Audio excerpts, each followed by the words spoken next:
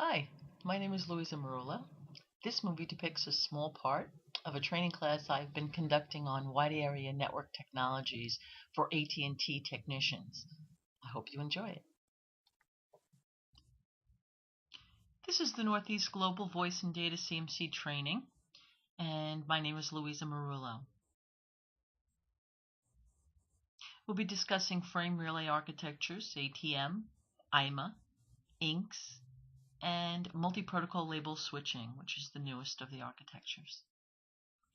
I like to think of the OSI layer models, 1, 2, and 3, as a highway with cars traversing the highway and people inside the cars.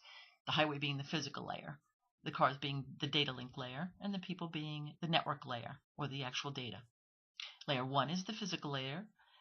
It's considered the foundation of the OSI layer model. And hubs and repeaters and amplifiers and CSU, DSUs and circuits ride on layer 1, the physical layer. Layer 2 is the data link layer, and this is where packets are placed into frames for transport. CRCs are handled at this layer.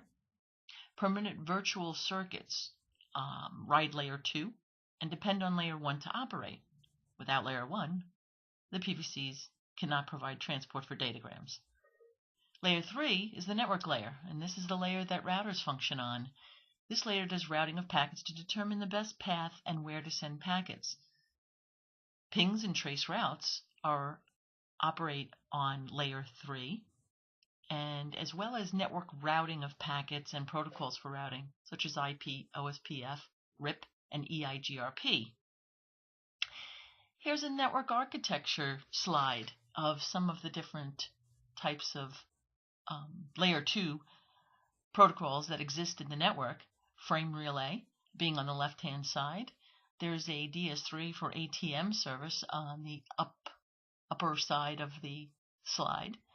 And to your right, you will see an INCS type of network architecture, as well as on the bottom, there's an INCS network architecture. And you have your different services traversing into the cloud or the core backbone for AT&T. Well, that about wraps up the movie. Basically, those were slides that I use for training the technicians that we manage in our AT&T office in White Plains, New York. And I hope you've enjoyed it and maybe even learned a little something. Thank you.